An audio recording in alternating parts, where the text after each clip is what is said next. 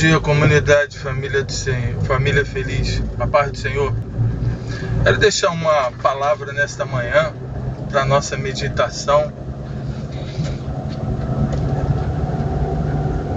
Conta uma história de que um homem muito religioso, ele era um esportista, era um ótimo alpinista, decidiu subir um monte na América Latina e fez todos os seus preparativos para a subida, para a escalada desse monte. Preparou uma equipe, ela seguiria ele até um ponto e depois ele seguiria a sua escalada sozinho. Chegou o dia então, começaram a subir. Quando chegou o ponto onde a equipe deveria ficar baseada, ela permaneceu e ele continuou subindo sozinho. Quando foi avisado que uma tempestade se aproximava muito rápido, os ventos traziam uma tempestade e ele seria pego rápido, em poucas horas, ele tentou se deslocar para um local onde ele poderia ficar protegido, mas não teve muito êxito. O local onde ele estava desmoronou e ele ficou seguro por uma das cordas, preso, pendurado. O frio estava piorando, a temperatura estava baixando, os ventos faziam com que a temperatura ainda ficava pior.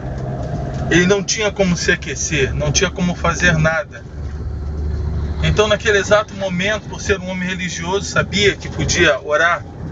Ele ora a Deus, clama: Senhor, me socorre, me ajuda, Senhor. E passado alguns minutos, já meio que tremendo, sem forças, não tinha como subir, seus braços já estavam meio que congelando, seus dedos.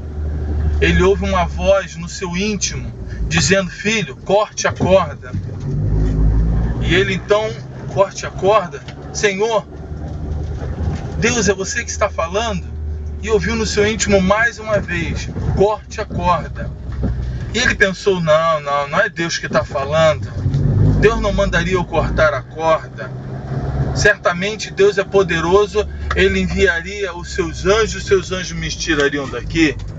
Deus é um Deus poderoso, Ele pode muito bem fazer com que essa corda se estique e eu toque o solo. Deus é um Deus poderoso, Ele poderia num piscar do olho me fazer estar no cume do monte, ou até essa tempestade cessar. Não é Deus falando. As horas se estenderam, o dia clareou e pela manhã a equipe de resgate, que já não havia mais contato com ele, encontrou ele pendurado, morto, a 1 metro do chão. Eu fico imaginando que muitas pessoas estão vivendo isso. Muitas pessoas têm vivido esse sentimento. Estamos vivendo o tempo de uma igreja imediatista. Deus tem que fazer hoje. O meu Deus vai fazer agora. Ele pode e faz. Eu creio e sei disso. A palavra nos diz: se creres, verás a glória de Deus. No Evangelho de João, ali no capítulo 11. Deus falando para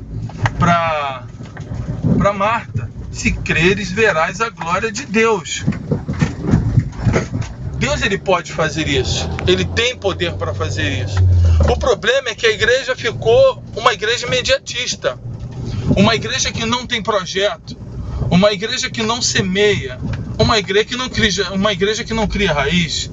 A pessoa só vai crer em Deus quando ela está no leito que Ele cura. O problema da igreja imediatista é isso. Ela só vai pedir uma porta aberta se ela ficar desempregada. Ela só vai buscar uma campanha de oração para uma batalha espiritual se o demônio tomar alguém dentro da casa dela. Uma igreja imediatista, ela tem esse problema. Mas uma igreja que realmente ela usa a sua fé, projetando algumas coisas, crendo que Deus vai dar continuidade, Ele vai dar força para manter, Ele vai concluir o projeto. Essa igreja não precisa que Deus prove nada a ela.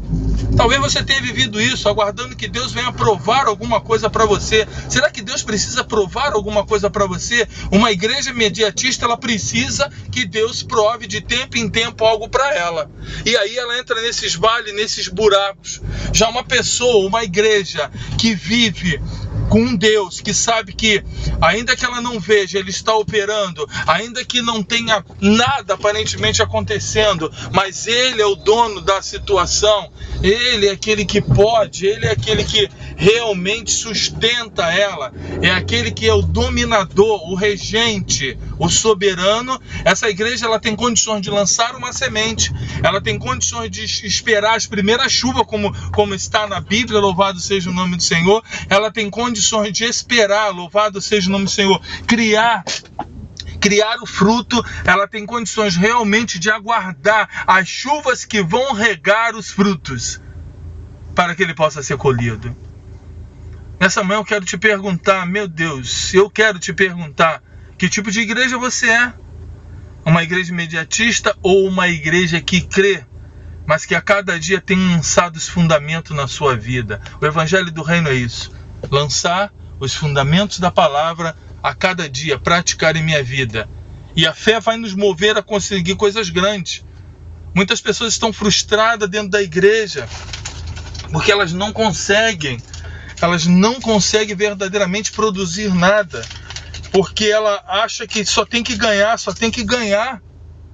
Irmãos, muitas das vezes nós vamos perder alguma coisa que parece que é importante para nós e não é, para ganhar as coisas que realmente são importantes para a nossa vida. Muitas vezes, ou na maioria, as coisas que achamos importantes, elas não vão servir para nada para o nosso futuro. Augusto Cury, ele fala: não há escolha sem perda. Quem não estiver preparado para perder o irrelevante não estará apto para conquistar o essencial. Talvez você tenha lutado para não perder o irrelevante e tenha perdido o essencial. Aí está frustrado dentro da igreja porque você tem perdido o essencial.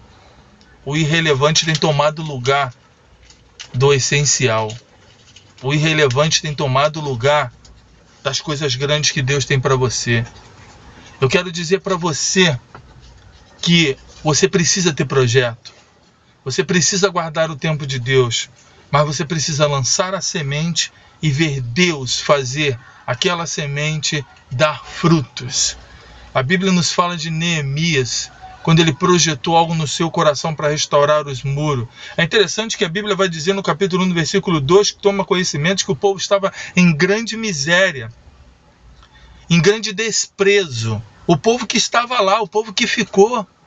E Neemias então se levanta para reconstruir o muro, ele corre atrás, ele ora a Deus, busca, ele vai dizer que Deus colocou no coração dele. Nem tudo Deus coloca no coração da gente, irmãos. Nem tudo. Deus não nos fez marionete. Você precisa pensar, você precisa sonhar, você precisa usar a sua inteligência e colocar diante de Deus. Para que Deus possa conceder o desejo do seu coração. E é interessante que aquele povo que estava lá era um povo que estava em grande miséria, descaso e desprezo. Eles estavam lá largados, sem esperança.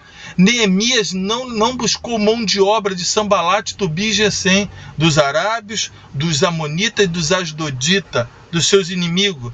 Queriam oferecer mão de obra. Às vezes você está esperando a mão de obra dos outros. Neemias usa a mão de obra dos que estavam sem esperança. Ele usa a mão de obra dos que estavam em desprezo. O levantar daquele muro faz com que todas as famílias que estavam em Jerusalém tomassem uma atitude para a restauração do muro. Talvez você está precisando restaurar os muros dos seus sonhos, os muros dos seus projetos. Deus, ele tem poder para mover. Deus, ele tem poder para fazer. Mas a mão de obra cabe a você. A mão de obra é sua. O salmista vai dizer: Senhor, confirma o trabalho de nossas mãos. Confirma, Senhor, o trabalho de nossas mãos. Olhe para suas mãos nesse dia. Olhe para os seus projetos. Eu deixo isso para você. Se creres, verás a glória de Deus. Tudo é possível ao que crê. É chegada a hora de você colocar a mão na massa, não botar a culpa em ninguém, crer em Deus, colocar os seus projetos em prática, não ter medo de perder nada. Não ter dúvida de perder alguma coisa. Abra mão de algumas coisas. Abra mão do seu tempo. Abra mão de determinadas situações que Deus ele vai prosperar. Realmente Deus, a gente prospera quando coloca Deus em primeiro lugar. E prospera mais ainda quando colocamos Deus nos nossos projetos. Colocar Deus em primeiro lugar faz nos prosperar. Mas ficar só aguardando dele, ele vai dizer que se nós fizermos somente aquilo que nós mandamos, somos piores do que aqueles que não mandam. Somos bem incompetentes mesmo. Ele quer que você coloque projetos diante dele. Ele quer que você viva, que você cresça, que você se multiplique. Não estou falando da teoria da prosperidade. Estou falando de algo que Deus nos deu. Uma família que não tem projeto, ela fica morta. Tu acorda, vai igual um zumbi para o trabalho e volta igual um zumbi. E às vezes tu tá num emprego que tu tá num cativeiro. O emprego é um cativeiro. Culpa é do trabalho? Não, você não projetou. Talvez você desprezou o estudo.